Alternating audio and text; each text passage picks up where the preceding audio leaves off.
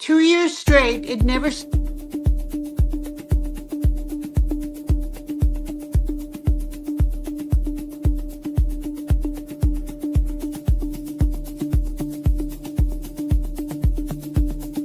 I go to a medical, meeting full of doctors and say this, and they just want me to go away. They don't want to listen. They don't want to have anything to do with it. They don't want to be associated with you. They don't want to hear any of these things. All right, and they can't argue against it. They just go, no, this guy's just a maverick. He's not a cardiologist. What does he know? He's, anyway. But at the end of the day, Malcolm, if you can't win, then what chance do we have? Yeah, even worse than that is, of course, once you've had a successful study, so once they've done this study on Rapatha that was successful and it's launched, you can never do that study again, ever. Right? It can never be repeated.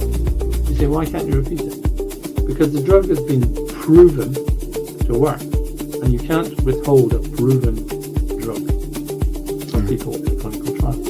So you can't do that. So all the statin trials, and I have my doubts about a number of them, more than slight doubts about a number of them. Right? That's interesting. So what would it take actually for this drug to be removed from the market at some point? Because I can show you a graph that basically comes from the nutritional study from the States, that people who eat less than 2.5 grams of sodium a day have an almost doubled mortality rate. Twice that. How's that happening? Because you're damaging your blood vessels, because the way that the body deals with having not enough sodium in it is to release hormones that are actively damaging to your organs. So eat salt, but not sodium particularly necessarily, eat potassium. Because the balance between potassium and sodium is absolutely critical.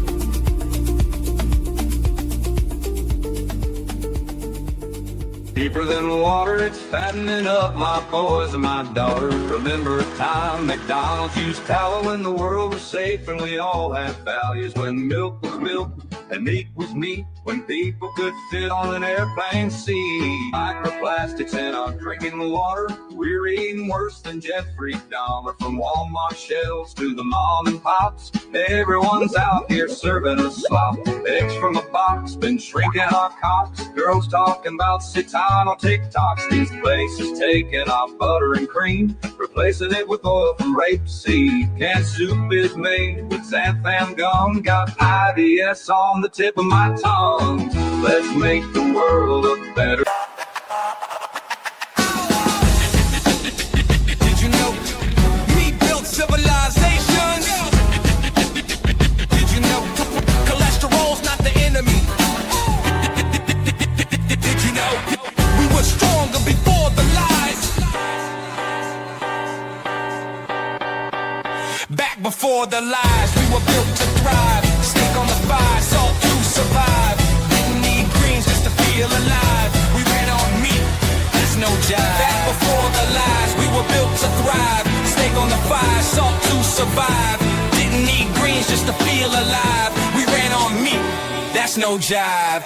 Yo, grandma cooked with butter, not fear. Cast iron sizzling, truth was clear. For the diet wars, before the low-fat craze, we lived on meat in the golden days. No kale, no grains, no fake soy meat, just ribeye, eggs, and bacon to eat. They sold us lies for profit and pills, but we're back with the truth and ancestral thrills. Did you know plant oils were industrial waste? Did you know fat was blamed with no solid case? Did you know meat heals at a cellular pace? They told us to run from red meat's flame, but now we see they played a dirty game. Reversing disease with every bite.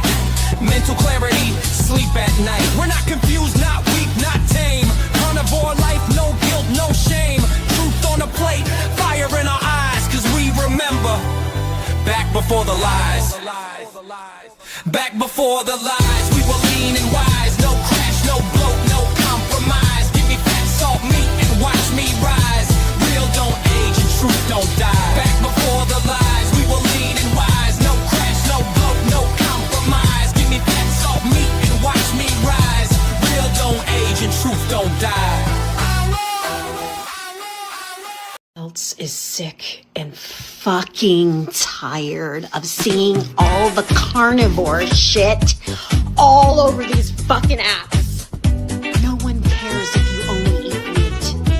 Every single one of you have to identify by carnivore fucking Connie, carnivore Ken, whatever the fuck your name is, and you add carnivore to the end of it on your fucking bio is fucking weird. Weird. You're literally treating your diet like a fucking religion. A religion. A meat religion. Okay? Like, what in the absolute meat fuck is this shit? Your fucking boards with your eggs and your cheese and your fucking butter and your dates. Who cares? You can't shit. Your fiber intake is fucking zero, and you think you're just fucking trudging through life getting all healthy. Get the fuck out of here. No one cares. Your meat fucking ass. Your meat farts. Your meat And we're sweats. live. It is the Meat of the Matter, where we meet and you matter. We've got a big round table today, and I just wanted to remind everybody, we do about a 5-minute little warm-up for the algorithm to get going, and very special thanks to Byron Funk, Carnivore Beats. Please go and subscribe to his YouTube channel. He makes music based on the carnivore lifestyle, and it's a little bit of fun, but we thank him. And of course, we have some guests today, but before I introduce our guests, I just wanted to point out that you guys, we did a great interview with Dr. Malcolm Kendrick. And I mean, heart disease is part of everybody's lives, whether you like it or not. 1 out of every 3 people statistically. Malcolm lays it down. We had an interview with him. Mark, Victoria, Peter sat down with Malcolm, and our interview with him is now on our channel. It's out there. It was a co-thing with Carnivore Evolution, the podcast, and us. Victoria, thanks for standing in. I was gutted that I missed it. It is a fantastic talk, and I learned so much. Just, I've been a big fan of Malcolm Kendrick, so please go check that out. It affects everybody. And we're going to get into female hormones this week. We've got a bunch of stuff, a couple interviews with some significant ladies that have dealt with some serious things. And I know the ladies here today have their stuff with that. And all this week, we're going to be focusing on that and getting into it. Now, before we introduce our guests, I just wanted to say thanks, guys, for being here. And I'm looking forward to today. We appreciate all the questions, comments, and please get interactive. We love you guys all for being here. We're on Instagram. I think Alia we're going on her stuff too. So this is what it's all about. And Alia, welcome to the Meat of the Matter. Thanks for coming on. Yeah, thank you so much. Thank you for inviting me. So happy to be here. Awesome. And Victoria needs no introduction. She is the host with Mark of the Carnivore Evolutions. Please go subscribe to their channels. They get into in-depth interviews with stories. They're great. And of course, she hosts the Facebook group Carnivore Diet After the Age 40, who we're all a part of and we love. And Victoria, you do such an amazing job. And Thank we you. love you. Thanks for coming on. My pleasure. So, guys, before we get into today's sort of topic, I just want to mention a very special shout out. I'm gonna see if I can get the picture up there. I had the distinct honor and privilege of going to Edmonton, which is about 1,400 miles away. Mm-hmm. Lisa Moss, the Prairie Carnivore, she put together a Canadian meetup, and I had a chance to do. It was my first meetup. I got to go and hang out with a bunch of carnivores. They brought their Schwenk grill. We had a lot of beef going on, a lot of ribeyes. Dave Reed brought some pickled beef tongue, some bone marrow, and he actually made some authentic pemmican. It was such an amazing day. And I know all of us in one form or other have meetups. And I mean, in Canada, this is a new thing, and we're all trying to do our part. And it was such an amazing time. And I want to say thanks to Lisa for putting that together because, man, it was just people brought family members who were carnivore curious. And, you could see the light bulbs going off and the twinkles in their eyes saying hearing the stories. We had a little share circle. It was nice enough to have a small little intimate sort of gathering where we could all share our stories. Amazing time. Me and my girlfriend, we were there and it was such a great time and they put it together and it was a fantastic day. We had great weather. And so thanks, Lisa, Prairie Carnivore, and go follow the Alberta Carnivore-ish group on Facebook. I met a lot of new friends and it was fun. So Thank you. And now, today, guys. So we've all been part of this. You know, Mark, Peter, and I, being guys, we've had our share of hearing stories, people in our lives that have been affected by whatever the female issues that tend to be uncomfortable to talk about. So Victoria and Alia, thanks for coming on and kicking off this week. And I think it's something that all gentlemen out there should give some grace to the females, because it's the more I've learned about this, the more I've learned about hormones, about especially the female cycle, being partnered with somebody who has to deal with this every month, who's undeniably getting way better with being a carnivore. But it's so important to talk about. And ladies, maybe we could start with Alia, if you want to just give your your history on what you went through. Sure, I can do that. But I want to say first, like, I never came to carnivore to deal with my period. Like, that wasn't even, like, I had no idea that was something. I came to carnivore to lose weight only, and not realizing the 1,000 things that would change in my life as a result of that. But so I will give this short story because I could just go on for like an hour about this. This started when I was 14. I remember the day like it was yesterday. It was an afternoon. I was at work. My friend was like, "You look awful." And I was just sitting there like, what is this pain? Like, I've never experienced pain like this before. I know that I was paler than I am now, but sweat and chills at the same time from the excruciating pain that I had never felt. First time I'd ever felt it. He's like, "I think you need to go home." And I think you're right. So I dragged myself the 3 blocks home because I walked home, got into like the hottest scorching bath I could possibly deal with, and then lie down in my parents' bed for hours trying to sleep. I don't remember every consecutive menstrual cycle after that, but I do know that it just progressively got worse. I do remember almost fainting at work at like a team meeting, almost fainting, standing there. Just various stories like this, lying down on the floor in the office. For many years, I was an executive. And so I would have my own office with no windows. So I could just lock the door and just be writhing on the floor. You can't go home if you're an executive. You can't go home if you have a job. And when I would ask other women about this, they're like, "Oh, it's normal to have cramps." I wasn't experiencing cramps. So I have this idea that I just can't deal with pain. When really I probably have a very high tolerance. I've come to learn I had a very high tolerance of pain, and these girls didn't know what I was talking about.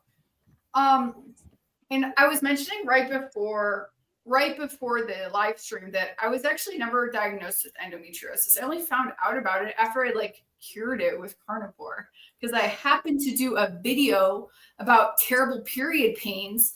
And I was like, I need to do this video because I understand why so many women are suffering. And then someone's like, "Sounds like you have endometriosis." I'm like, "What's that?" Google AI. Oh, wow. I can't believe I've been suffering from this my entire like a teenage and adult life. You know what I mean?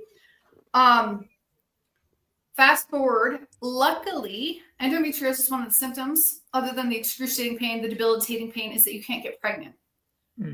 I easily got pregnant. I had 2 babies back to back. And then I didn't have a period for like 2 years. You feel nuts. You feel totally crazy when you have no period. I was nursing and I just didn't have a period.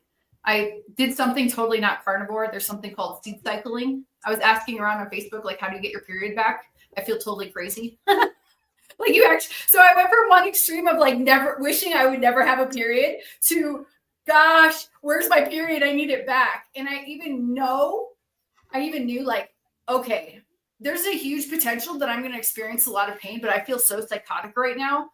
I need to get my hormones working again. So I Googled, some friends told me to check out something called seed cycling. It's where you take seeds and oils in like a certain sequence, and my period came back in like 21 days. And then I felt like calm again. And I noticed that my periods weren't as bad. So then years go by and my periods start getting worse. They start manifesting these things again. It was never as bad as before I've had kids. Sorry if I'm talking so fast, please add. No. But it would still, Victoria, did you ever get that butt pain or like stabbing in the front part? I don't want to be so vulgar. Like I know what you're talking about. Yes. Yes. Yeah, rusty knife in the butthole, rusty knife in the front, pulling like yes, like glass. The glass. You say glass, I say rusty knife. And then somebody's going to comment, how do you know what being stabbed with a rusty knife feels like? I know it because that's always what I get commented. How do you know what it feels like? I don't know. Yeah. But that's what it was. Use your imagination. Right, use your imagination. So I didn't get that degree of bad, but it was like going back in that direction. And so then I started carnivore because I was very upset with how I looked. I'm 5'3". When I was 18, I was like 118 pounds, super cute. You know what I mean? And then I had 150 pounds when I had babies, and now I'm still up there.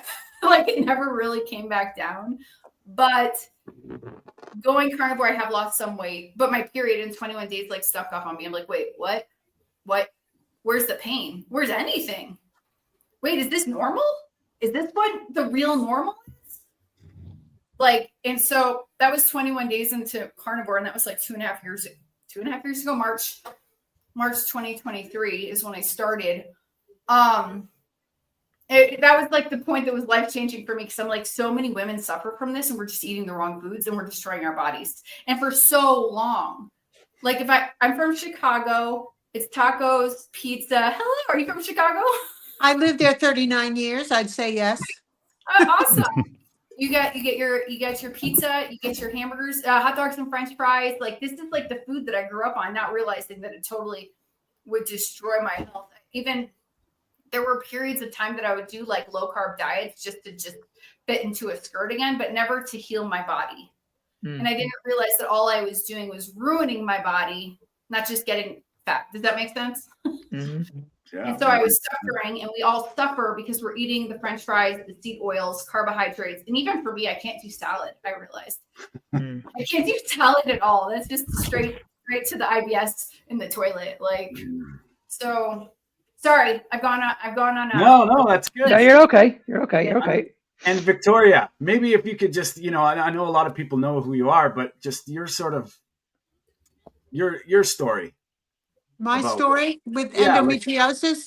Well, it started when I went through puberty, and I've always had very painful periods. And even my own mother didn't understand that. What's your problem? Take an aspirin. Be quiet.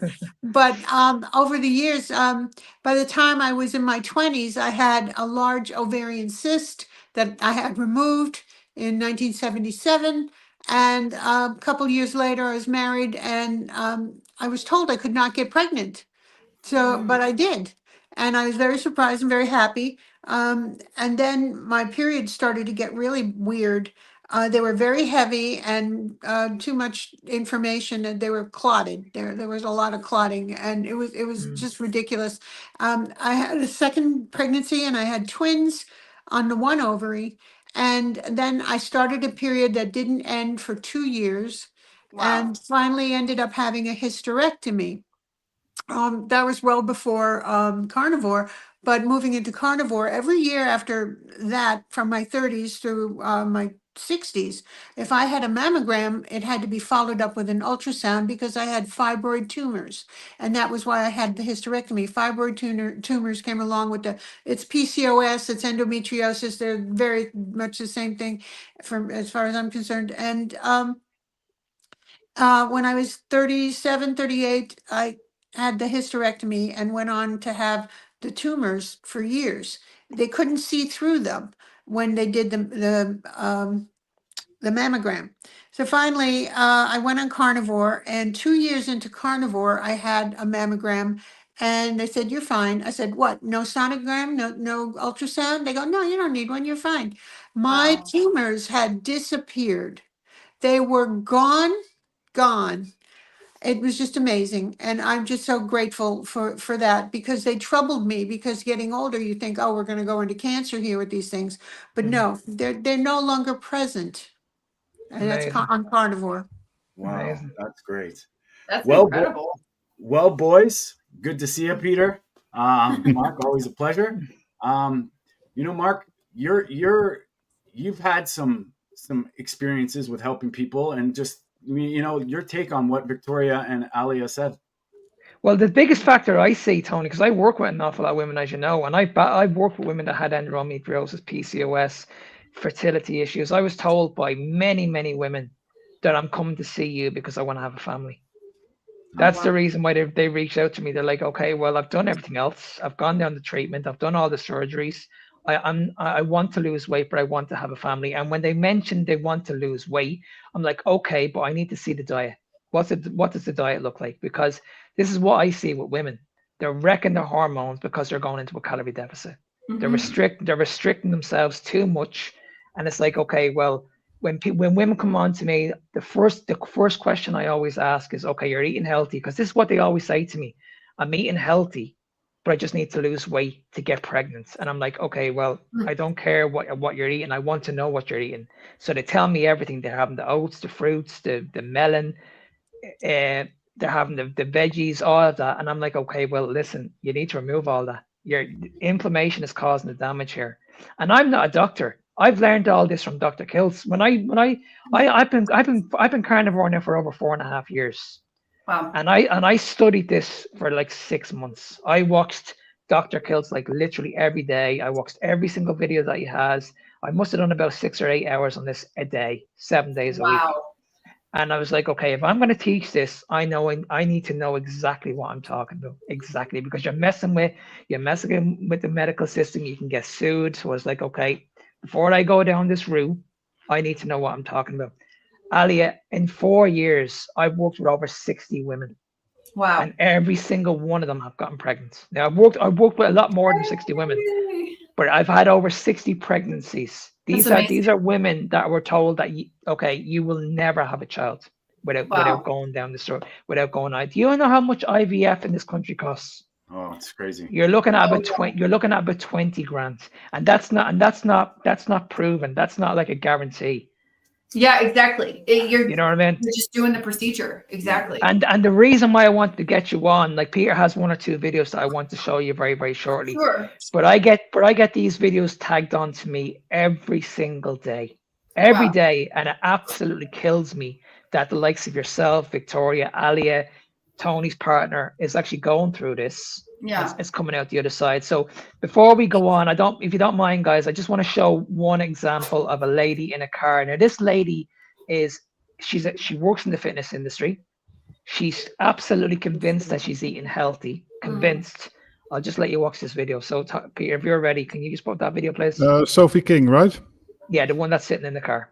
Lost all hope in the healthcare system in Ireland. I've just left an appointment with my gynecologist.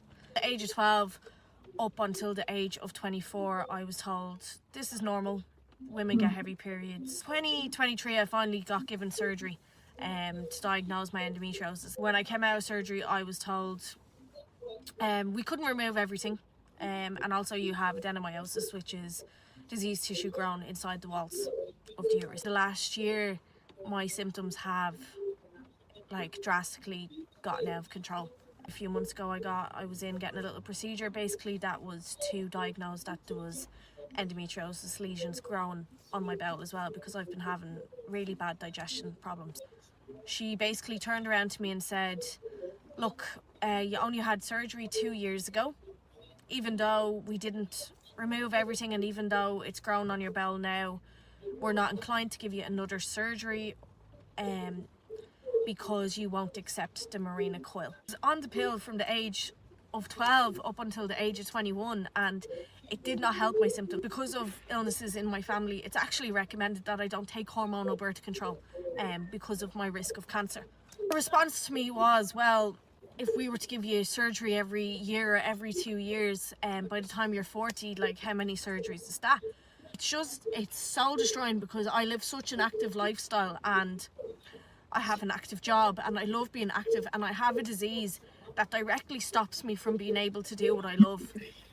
And then the healthcare system in Ireland does not want to help me feel better. You have 6 weeks to decide whether you want to get the Mirena coil, and if you decide that you want the Mirena coil, we will consider giving you surgery. But if you decide that you do not want the Mirena coil, surgery will not be an option for you. How is that acceptable standards in our healthcare system? We can't get the surgery we need to remove the pain that is chronically affecting us.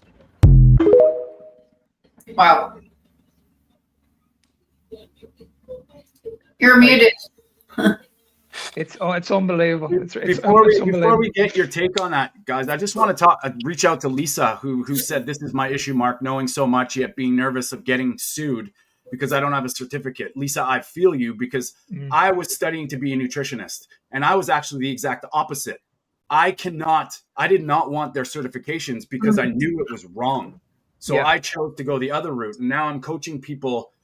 Like, it's kind of a catch-22 in that situation, because Mark's proving it that coaches matter, and it's just a different animal. But I feel you, because I was in the same boat, just the opposite spectrum. And ladies, when we hear that somebody like a poor young woman like that just screaming out with frustration, what are your thoughts? I was like, what's her name? I want to reach out to her on TikTok right now. Like, Sophie, her name is. Sophie. Yeah. Because I wonder if I spoke to Carrie Mann's daughter, because she suffered from the same thing, and Carrie set up a Zoom call, and I spoke to her. But she was already on an IUD. I hope she doesn't mind me saying that. Oops. So she didn't feel the pain because she was already on probably the same thing they're trying to put this girl Sophie on. I would just say, like, give it 30 days, give it 90 days, give it like 3 months. Like, maybe I was a special thing that in 21 days it balanced everything. Like, I ate a ton of pork belly, actually. I was eating tons of beef, eggs, and pork belly. And in 21 days, I'm like, oh, hallelujah, But I say give it 90 days and eat high fat. What do you think about that, Mark? I don't think it's low fat. I think it's super high fat. Like, for women. this is what I'm always saying to people, Alia. Like, I have most women that I work with on a very, very high fat diet. Yeah. Very, very high fat. They're not on high protein at all, especially when they want to lose weight. When women want to lose weight, like if we're going by percentages here, I would have a woman. Let's say a woman is, like, say 100. Let's say she's 200 pounds. If I'm breaking down our macros, 80% of that is going to be coming from fats, and the rest of it's going to be coming from protein. So they're not going to be eating too much. Let's do that in pounds. How many pounds of fat or grams of fat, and how many grams of protein? That would be. I would have them on around. I'd say about maybe 140 grams of protein, or fats, and then around 60 grams of protein. And that's like a steak plus a stick of butter.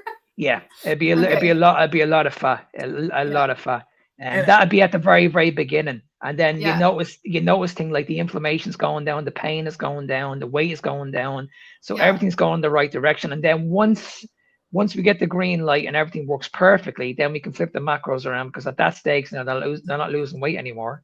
We're focusing on building muscle, so we'll increase the protein. So, but I always say that with women, because this is why I love working with women, because of the hormones. It's a little bit more complicated than men. I just don't understand why doctors don't understand this, that women need fat for hormones to thrive. Like, how can someone like me? Sorry, Tony. How can someone like me? Now, I was like Tony. I did my nutrition. I was like 20 years ago. I was in nutrition school. I have the certificates. 2 years ago, they're in the bin. I threw them out. Wow. They're gone. I have the evidence. I studied in nutrition for 2 years. Those certificates are worthless now to me. Worthless. Yeah. What I know now, I can't keep this a secret. I just can't. Right. The way I see it is just too many. There's too many people in the world that are going through an awful lot of pain, and they need answers. I don't care. Like, at the end of the day, we have all these amazing experts in the world, the dietitians, the specialists, all these doctors. They're not curing these diseases. Right. So they're failing the system. So the likes of that lady in the car, Sophie, she's gone through the system. She's a fitness trainer. She's a PT, but she doesn't understand that the food that she's eating is actually causing the problems. And she leads a healthy lifestyle. She's convinced that it's not the diet. She's convinced that she needs surgery. Convinced. Yeah, that's the other side of this too, is like, when, like, I want to get your take on this, Peter, too, with the insulin side. I mean, Peter being a type 1 diabetic, he has to know his insulin, which I think that's another aspect. Yes, fat, like, obviously fat for our hormones is important. But then there's that insulin side where the standard diet comes in telling us to eat, 6 to 11 servings of grains, 40% carbohydrates. Well, what's that doing to the hormones? And Peter, I'd love to get your thoughts on the insulin side. Yeah, well, I have some family members, actually, without naming them, that had issues with this, and they went on keto diet, and they had significant improvements on the point of PCOS and endometriosis. Oh, wow. Also, getting pregnant, well, it helped a lot to go low carb and focus, obviously, on the nutrient dense foods and that sort of things. But maybe this topic also ties in a bit to my question that I had. And type 2 diabetes, of course, is related to PCOS and endometriosis. And nowadays, for example, during pregnancies, they tend to start to test better on pregnancy diabetes. So that's a good thing. But I'm still amazed, and I'm curious about your experience, Alia. You told that you were pregnant and you got rid of most of the symptoms, or at least relieved a little bit. Yeah. But it probably wasn't spotless. And I'm curious, like, you had all these symptoms in the years leading up to pregnancy, and then probably the pregnancy was, well, I don't know if it was spotless, but at least if you have this condition, I imagine that there are a lot of risks as well, like premature births and that sort of things. So why is the system not focusing on detecting? What do you think is wrong there? You say you're in pain, you go to Planned Parenthood and they put you on the pill. That's what they do. And then I got off the pill because I wanted to get pregnant. I got pregnant the second cycle afterwards. I had 2 pregnancies and I've never gone into labor. And I'm sure that has something to do with the endometriosis. And I'm sure that has something to do with the diet, like eating terribly. So I have 2, I'll get back to this, but I have 2 questions for Mark. Mark, when you're coaching women and they need help getting pregnant, do the chubbier girls get pregnant easier? Are they wrong in thinking that? Exactly. Okay. Yeah. So I think like 150 pounds is probably like a healthy weight for this body. And I was around 150, 160 pounds when I got pregnant with my first baby. He's now 9. And then I got so fat. Because I was doing like keto carnivore before, because I always had kind of known that I need to eat that way, not knowing what it was called, like the Atkins diet or whatever. And then I got pregnant and my friends were like, eat what you want. Oh no, that was a terrible idea. I gained like 80 pounds in my first pregnancy. And then it just kind of kept going up after that.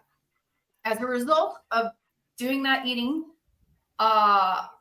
terribly and eating whatever I wanted during that pregnancy, and having the endometriosis. So I was 41 weeks plus 5 days, so almost 42 weeks. And in the US, you have to get the baby out. They will make you get that baby out. Wow. So we tried 3 days of procedures to get me into labor, and it resulted in an emergency C-section. So I actually never went into labor, but I think this answers your question, Peter. Like the pregnancy wasn't terrible. I had migraines. I had a little bit of nausea, like what you expect out of a pregnancy, but I just never went into labor. So emergency C-section, baby came out, they told me not to get pregnant again. And I wanted to get pregnant again because I didn't want to have a baby after 35, because then you're geriatric. You're considered a geriatric mother. So 11 months later, I'm now. So first pregnancy, 150 pounds. Second pregnancy, just tried a couple times, pregnant again, 225 pounds.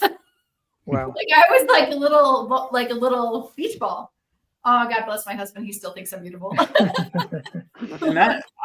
Maybe that's just to follow up on my question. Maybe that's one detail I'm curious about. I had this family member that actually was in labor. Yeah, and she it was almost less bad than actual cramping from a period before pregnancy, and so it was almost confusing. Like, am I in labor or not? And how did that compare to you? So the endometriosis pain, is it worse than labor?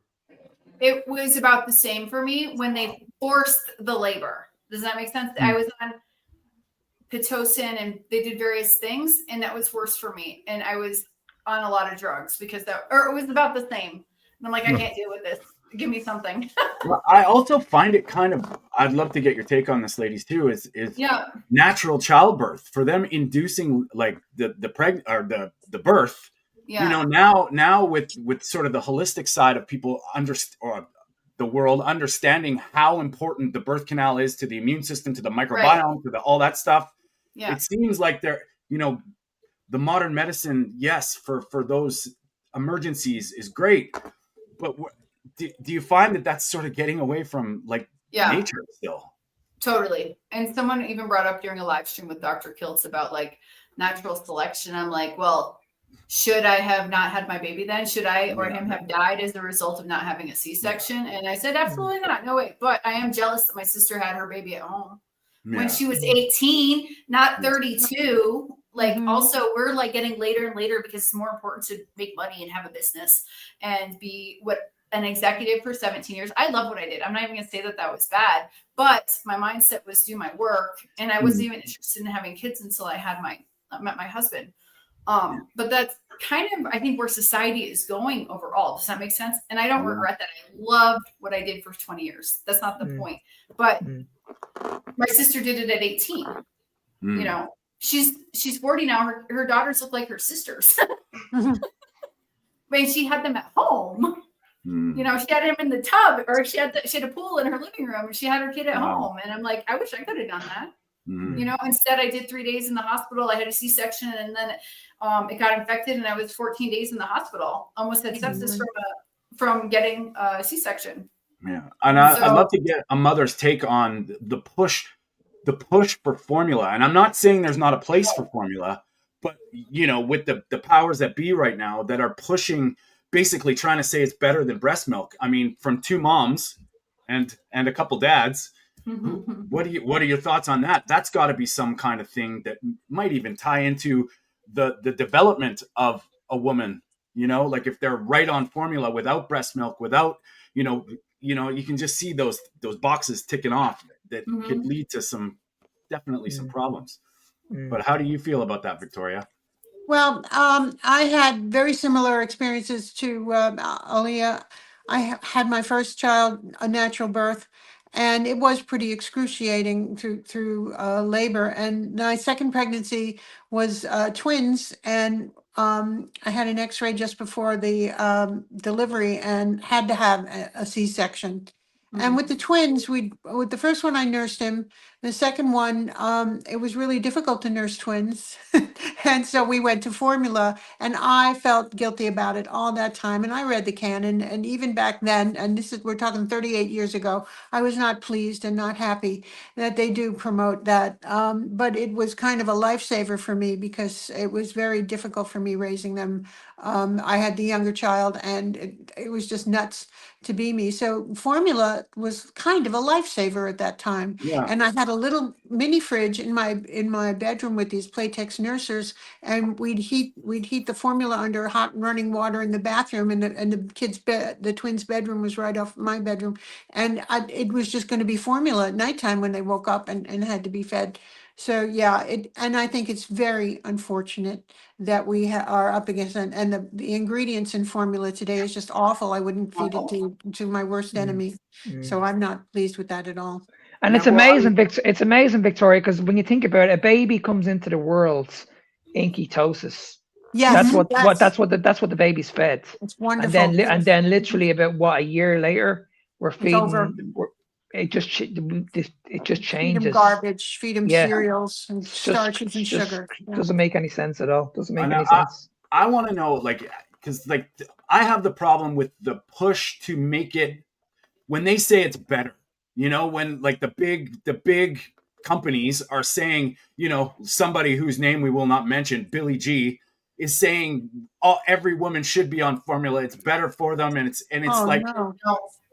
ridiculous. And that's and in your situation, Victoria, it's is it a tool? Well, there's context there all the time, but that's where I'm like, and with our show, this system pushing this stuff to giving these ladies, imagine that Sophie in the car, and they're telling her something that the healing side that I'm that we're kind of a proponent of. So getting back to the hormonal factor, how much do you think that has any impact on a child's eventual development? I mean, it does. I think so. I have two examples. Yeah. Unfortunately, of my own. So Jacob was born C-section. He came out fine. He has some hearing loss in one ear that he was born with, and I'm curious because I was like, various reasons they thought I was a high risk pregnancy. I was getting ultrasounds every month or every 3 weeks, and I don't know if that screwed up his ears. First thing. Second thing, I don't know what can I say and can't say on this live stream. Well, let's go for it. Whatever you can. Okay, so he's more vaccinated than my daughter. Okay. Because I was less educated on that, and I felt at that point safer than doing it than not doing it. So excuse me. And then he was nursed for 11 months. He wanted a bottle after that. We never did store-bought formula, but he was drinking formula that we made at home, not Weston A. Price, just other stuff that we were doing at home. So he has asthma issue, like breathing issues. If it gets too cold, he'll have breathing issues. And I can't tell if that's from the vaccines or not nursing or not going through the birth canal, like just a combination of things. He's totally fine though. He's super happy. I'm just bringing up the asthma points. Yeah. My daughter, I nursed her for 3.5 years, 3 years and 4 months. In fact, I was going crazy at the end. Say no more. She's super healthy. She's less vaccinated. She has a couple vaccines. She's way less vaccinated. But we nursed for so long. So I live in Colombia. It's totally normal to give your kids coffee, by the way, at like 2 years old. So she's literally drinking coffee and nursing, not at the same exact moment, but drinking coffee, asking for eggs with mustard and nursing at like 3 years old. And at one point I'm like, no, I'm done. You're biting me. I need to sleep again. I need to, but I'll say that sacrifice or whatever, it was very hard on my body because I wasn't eating. I wish I was doing carnivore then. So it was hard on my body to do that. But the result is I have a super healthy child who is thriving. Both my kids are thriving. But if I compare the health of one to the other, it's obvious. Yeah. I mean, Chris Palmer speaks an awful lot about this, and I only did a video on this yesterday about what I believe in about with the autism. But Chris Palmer speaks about this many podcasts, that if you grew up with a bad diet and you became insulin resistant and you were obese, then this could have an effect on the child later on in life. And he's right. He's absolutely. When you look at it, he could be right, because I know for me, like when I look back at my life, like I'm extremely small. I'm only like 5'3". I'm a small guy. But when you look at the rest of my brothers and sisters, they're like 6'3". Now during my time, my mother drank with me like literally every day. Every day. She was a heavy smoker. Back then you could have smoked and back then the doctors were saying you could actually smoke in hospitals. Yeah. You know what I mean? So when I look back at where I am now, because I'm extremely small. I'm not a tall guy at all. But when I look at my other my brothers and sisters, they're really tall, like really tall. And I look at the age difference. And I've spoken to my mother about this in the past. I'm like, okay, what's the difference? And she was like, well, I didn't have my other child like drinking too much. I wasn't a smoker at the time. And I'm like, well, maybe there could be something there, but like we don't know. But like something. It must be somewhere. There has to be a line drawn somewhere. Right. Well, there's another thing that influences children's health a lot. That's my son. He was born slightly in advance, a few weeks, and in the Netherlands they tend to give antibiotics just for safety, and we took it as well because in certain situations you can just not avoid these things, and you might argue is it the better choice or not. But it will have a lot of influence on the gut of the child in the years after, and maybe also how even just breast milk is absorbed and that sort of things. And it's luckily it went better afterwards. But there's a lot of things that we are just doing apparently for safety, but maybe are not as good as we think. Totally. Well, guys, I want to tie this back into the hormonal factor, and we do a little segment every week, and it's Mark's videos that we feel we need to discuss because he gets a lot of pushback. We get a lot of pushback. Peter and myself, strikes, whatever.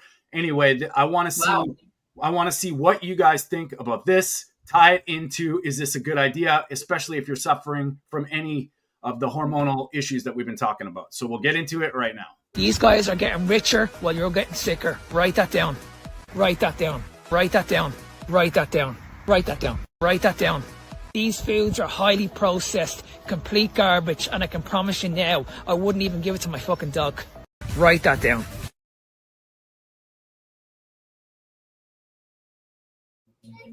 This week on Write That Down, we're gonna address somebody that we all have had on the show. Anyway, we've had some problems with, but we'll talk about it and we'll tie it into what you guys think if this is a good idea.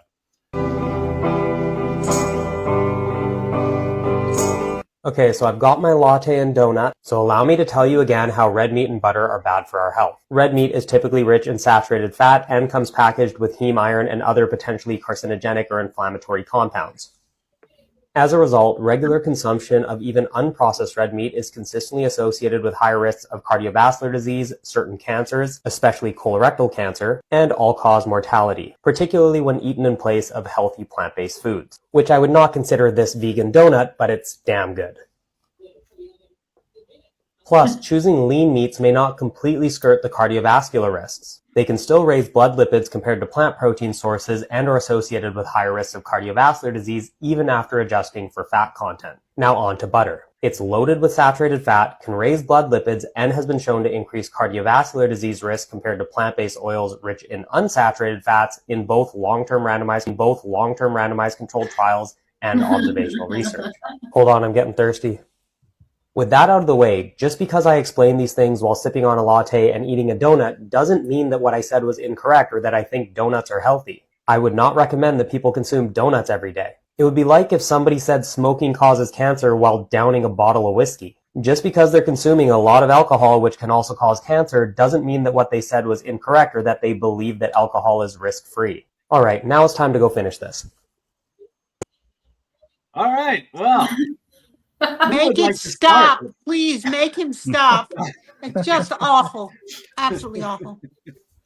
Yeah, there's so many things there. So listening to this guy, if you're suffering or you're PCOS or are in serious pain, what are your thoughts? Let's start with you, Victoria. What are your thoughts? I can see how you are, but let's get into it. He's out of his mind. I'm sorry. That is all so wrong in so many ways. Yeah, well, I wish to heck I knew about diet back then because I really did suffer with the pain. And I do believe a mother's nutrition has everything to do with the outcome of the infant. And this is becoming a more popular idea with people in the medical industry that they will blame that if a mother's hormones are balanced and calm, we don't have these kinds of issues like autism, like birth defects, like children who are undersized and underweight, or children. We know that with gestational diabetes, it causes overweight children. You get kids who are born 10, 12, 11, 12 pounds. That's ridiculous. So that guy has to be stopped somehow. He's just so wrong. And nutrition, I think, and it will be proven that nutrition of the mother has so much to do with the outcome of the child. Yeah, I saw Dr. Niagara with, if you can call him that, on a debate in Lawrence Hughes' channel with Anthony Chafee, and it was just ridiculous. This guy was, to his credit, he's a great debater, but his tactics are just straw man after straw man after straw man, and trying to say that supplements were better. Anyway, that we all have our opinions of him, and I think we all share a common bond. But I mean, I agree with you, Victoria. Like that is just ridiculousness. As you're eating a donut, good job. Anyway, Alia, what do you think? I feel sad. Like, how many views does that thing have? Not many, not enough.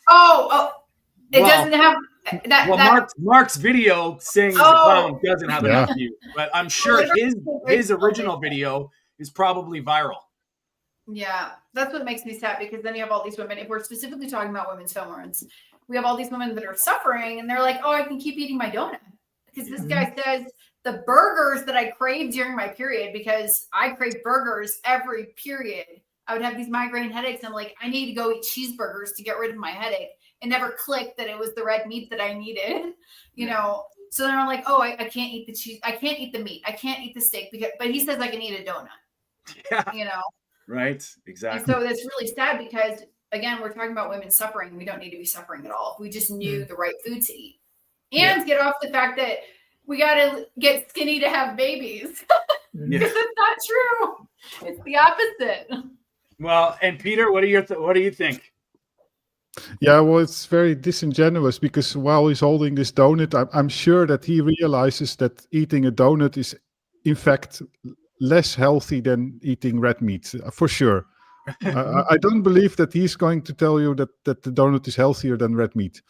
But anyway, all those studies, they make me tired because you can skew them in any direction if you do those studies. And in fact, I'm planning to do a video on this topic of nutrition research, especially the epidemiological part of it. And in this video, I'll actually be using a similar study, but then based on the carnivore view. So there's also recently a study, and it was also presented by Anthony Chafee, about red meat actually being healthy. And that's, well, it's nice that there is a study like this in a way, but I also don't agree with those studies because it's still rubbish. It's still epidemiology. And also there you'll get like a correlation of 10, 20%. The only way that it's nice is that this study shows that, in fact, you can skew it in any direction that you want. It shows it's just rubbish. And this Nagra guy, it's the same like, he gives me Dr. Itz vibes. He's maybe even worse. Is he like telling the truth? Does he actually think what he's saying is true? Yeah. Or is he just a liar? I don't know. You know what's funny, Alia, that you say that is because this is what I've noticed is they've been taught and told, and they're telling you that they've been taught and told. Whereas I find in the carnivore space, we're showing. There is people healing. Yes. It doesn't matter. It doesn't matter what they've done. They've done it. And that's where I want people to realize that don't look at somebody who's been taught. Like, we can all be taught something. We can all be told, like, this is true. But it's not. Because this is the other side of that, which pisses me off, is that they fall back on you're broken. Well, you did what I was taught and told. Now you're broken. It's your problem. It's your genetics. It's bad luck. That's the difference. And I mean, Mark and I talk about this all the time. We're showing you, like, your story, Alia, your story, Victoria, Peter managing his type 1 diabetes, and Mark's helping people, me helping people. This is what the difference. And you get this guy coming on, and that just snowballs the fear. So if you have a woman suffering with chronic pain every cycle, like going through like hell, and this guy's saying, "Oh, well, it's unlucky. You're just broken. You know, it's not the donut. It's not. You're doing everything wrong. You got to do it my way." And that's where I'm frustrated with, especially when people are suffering and like horribly, and they're doing what they're told. They're trying. Like, we've all gone low fat. The world is low fat. That idea. We've all started eating grains. We've all thought cereal breakfast is the most important meal of the day. Where has that got you? Now, stories like ours, yours, are so important to put it to a human. Like, this is trust. Show me, like Peter said, show me a study. But here, I'll show you Victoria. I'll show you Alia. Listen, I'll show you Mark. You know, and that's where it blows my mind that this guy is still putting out the same bullshit, and he's going viral. Yeah, I'm gonna follow on what you just said, Tony. It's like the minute I hear the word study or the minute I hear the word research, I'm like, listen, we've had enough of this. We've had enough. The way I see it is we've been all eating this way for a long, long time. Are we in a better position with our health? Nowhere near. And I mention this to these doctors and these experts all the time. Just name one disease. That's all I want. Just name one disease that this vegan diet has cured, and they can't get back to me. They just say to me, this research says this study says this. But I'm saying, okay, well, this person right here that I'm working with at the moment has cured this, and this. Are you going to tell this person that this person is a liar? Are you actually going to say this to this person's face that you're a liar and you just made all this shit up? Yeah. It's just it's mind-boggling how we're still going off research, and there's over a million there's over 1 million people in the world right now that are probably doing carnivore, probably more. I think and so. Nobody's actually listening to these people. It's unbelievable. It's unbelievable. Well, that's where the meetup that I was at yesterday was, like, just listening to the story after the impossible being possible. And I mean, tears are forming in my eyes because this is like, I wish the world could watch this little circle of sharing, because like Mark just said, it's undeniable. It's not a matter of how they did. And Absolutely. You know, and that's where, like, I know Alia and Dr. Kiltz has meetups. These things are so powerful because once I know we all have to deal with social media now, and these things are very important to get the information out. But when you look at a person, and that's my problem with the medical system, is when you see somebody resolve an issue that they said couldn't be done, let alone live comfortably with drugs or medications, they reverse it, and then they don't listen to them. They think, oh, well, that's great for you. I'm so happy. But on to the next number, like on to the next patient. And so when is this going to be, you know, like that's the craziness. That's the it's wild, man. It's wild. But you look at what we covered in the past, Tony. We covered the sugar diet like 2 months ago. Where's it gone? Where's it gone? It's literally faded off now. Nobody's talking about it anymore. Yeah. And why are nobody talking about it anymore? Because it was bullshit in the beginning. Yeah. I know that nobody's if I did talking the about sugar diet, I would have gained 30 pounds in a week. Yeah. Wow. Because the fact is, Alia, like we all know, we can have as much sugar as we like, and we can get in shape, and we can eat McDonald's. We can eat whatever we want. We can drink every day if we want. We can easily get in shape. That's not the problem here. The problem here is health. That's what we should be focusing on. We always mention this here, that when we look at the message, what we're focusing on at the moment, we're all focusing on the wrong problem, because we're absolutely convinced we just need to lose weight and we'll be healthy.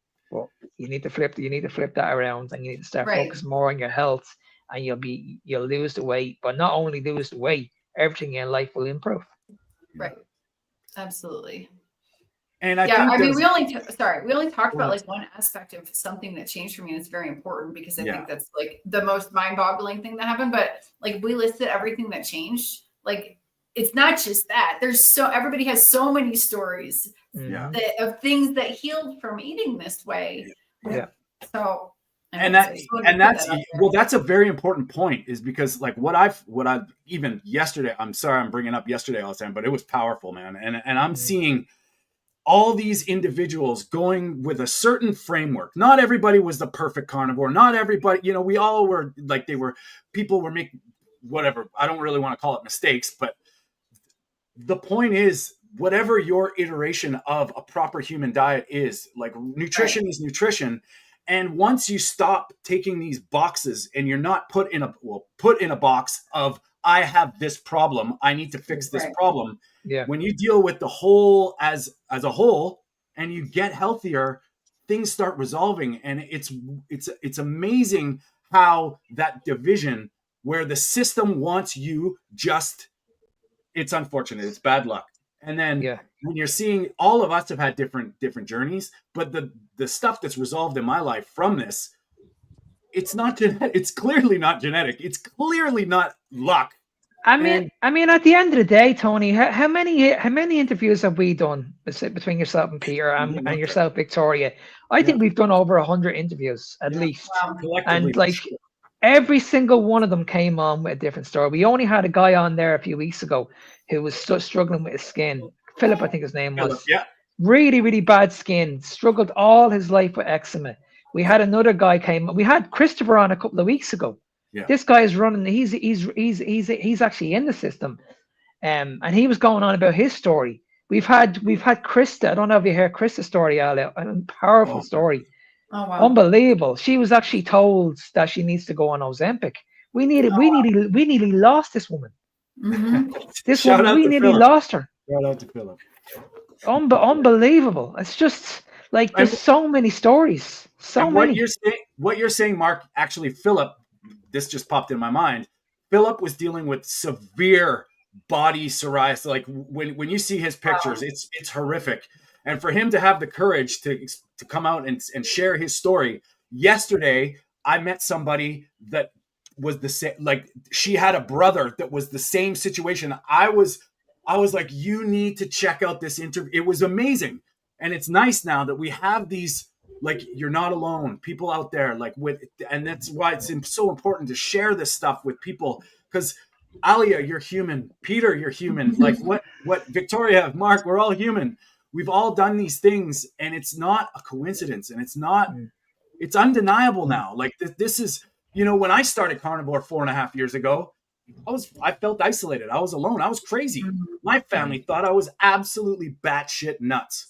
Yeah. Not one of them looked to what I was doing. They just thought what I was doing was nuts. Instead of saying, well, there might be something here, they're looking at how I'm special. And I'm like, really, guys? Like, it's quite mind blowing. And this actually ties back into the hormone thing.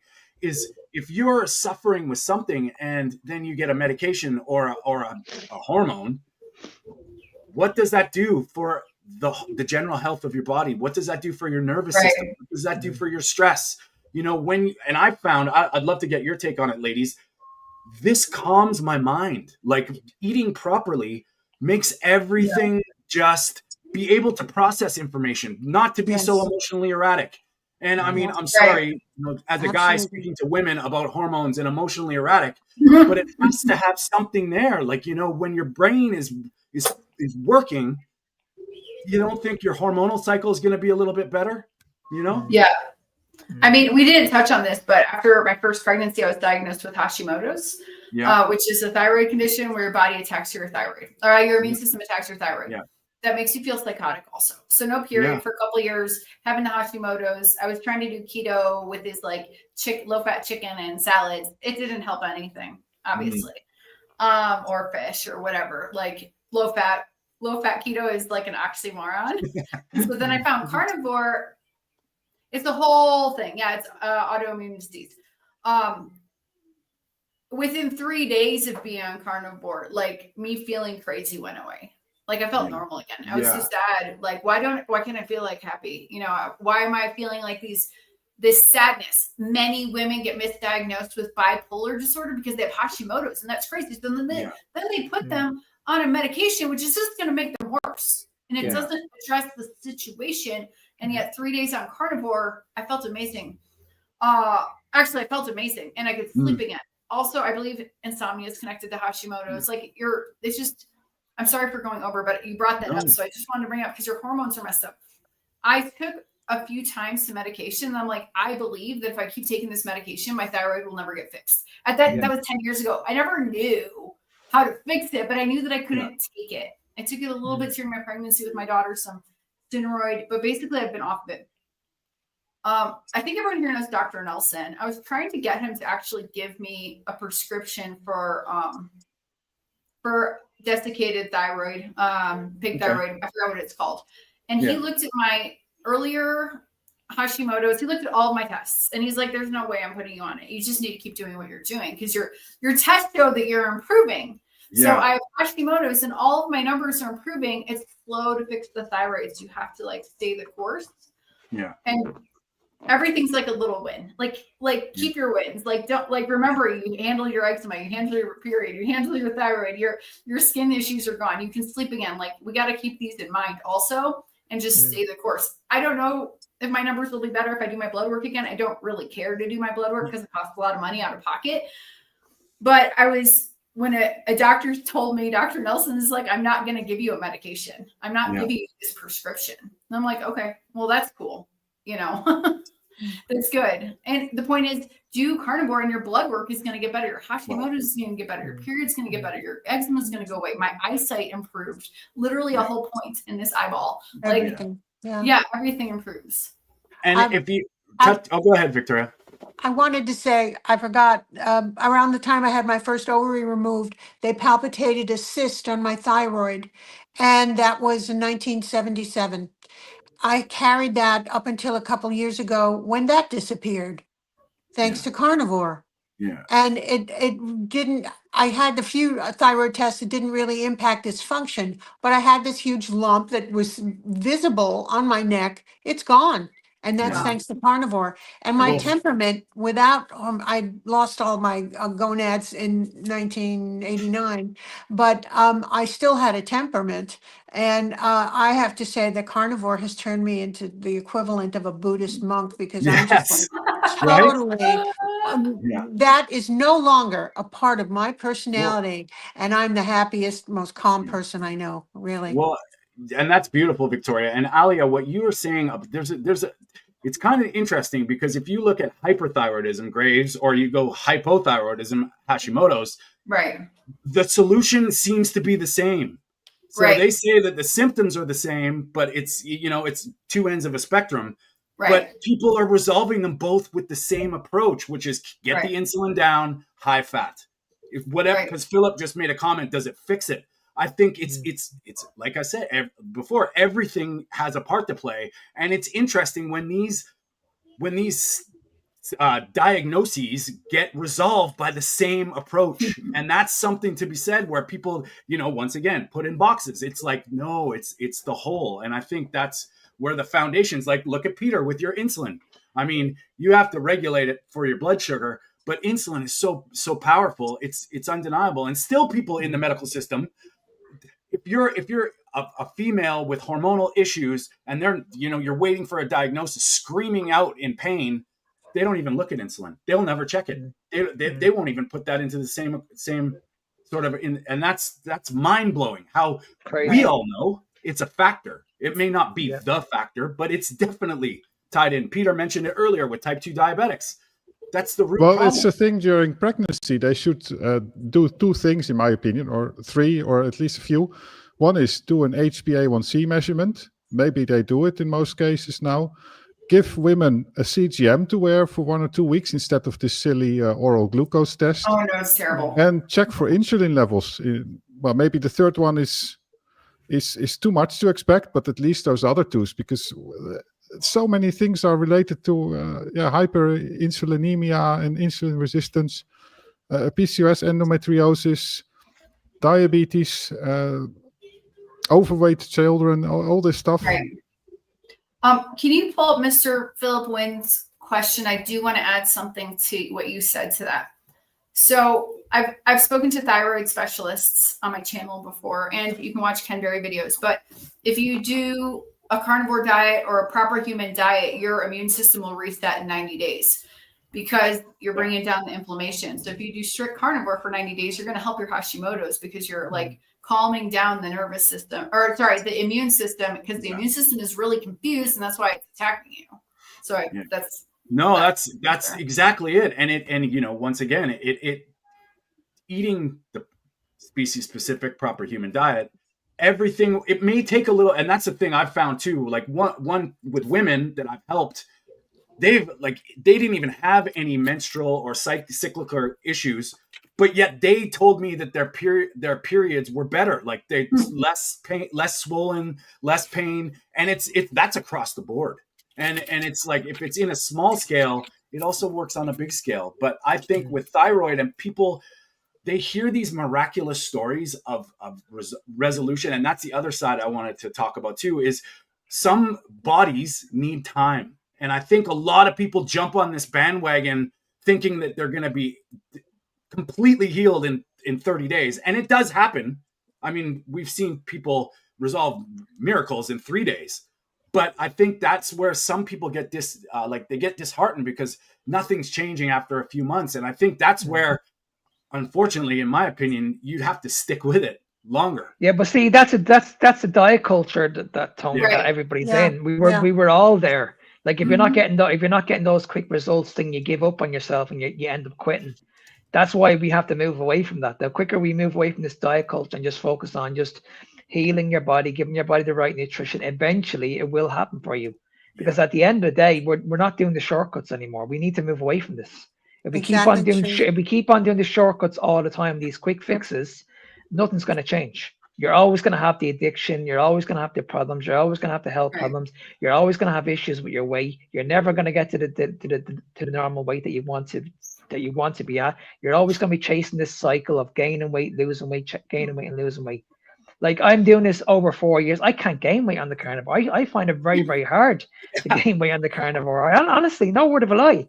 I eat so much food and I can't gain weight at all. It's almost like you're at your humans. Like once you get back to that human 0 point, because I'm the same way. Lost weight, lost body fat percentage, and now it doesn't matter what I do. Yeah, I'm just, it's just me, which is interesting. Mm-hmm. I have no problem with gaining some weight anyway.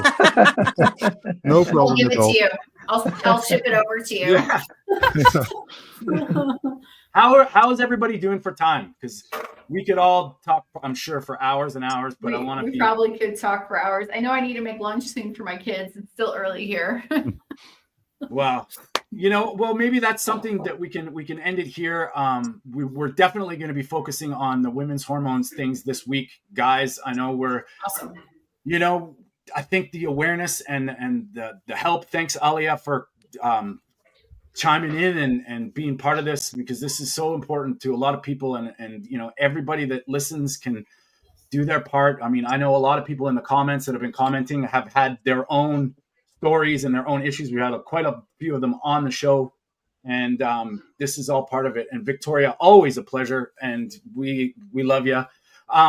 Alia, how do people find you and get hold of you? And Alia at drkiltz.com. Yeah, right. I answer my emails really fast. And I want to say, if anyone wants to come and share their story, Dr. Kiltz does a live stream Monday through Friday, 6 a.m. Eastern. You're welcome to come on and share your story. We accept everybody. Awesome.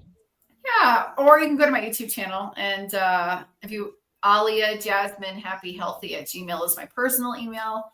Awesome. Alia at drkiltz.com is my work email, and I'm reachable at either, or Excellent. Instagram. well, yeah, please everybody subscribe if you haven't already to Alia's channel. And Victoria, Yes. how do people find you? I'm on Facebook at Carnivore Diet After Age 40. That's my group. We also have a Carnivore Evolution group on Facebook. And I'm on Instagram at Carnivore Evolution 2024. Excellent. Peter? Dutch Carnivore. A man of few words, but big actions. We love it. We love it. Next week, we're going to get into what Peter's been eating. So get ready for that. Yeah, we always love to find out what he's been doing. And of course, Mark. Alia, I want to say it's an absolute pleasure having you on.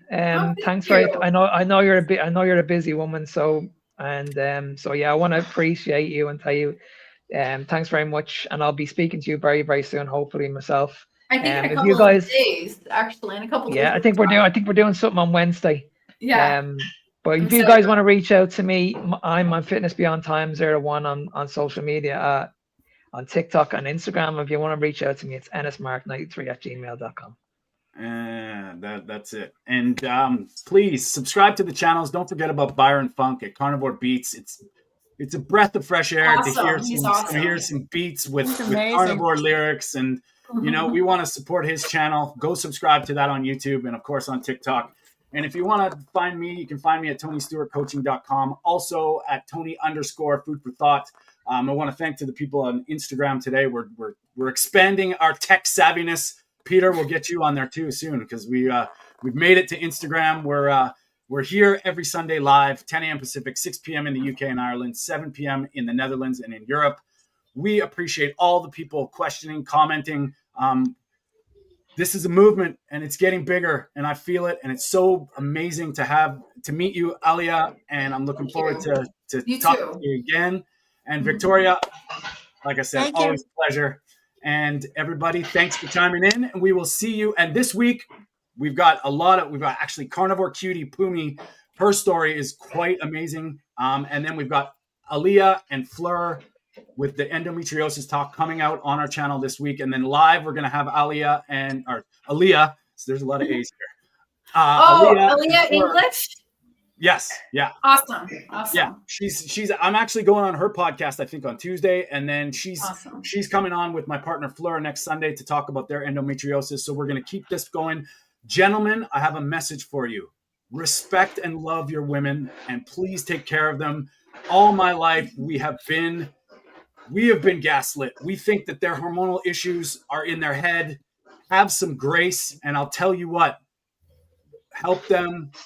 And it's very important for the men out there to respect and love their women, because you know what, this stuff is mind blowing. And I've been, you know, since being with Fleur and helping her through a year and a half of this carnivore diet, seeing what she's done, man, it's really close to my heart. And I know Mark and Peter feel the same way. And ladies, thank you so much again for sharing.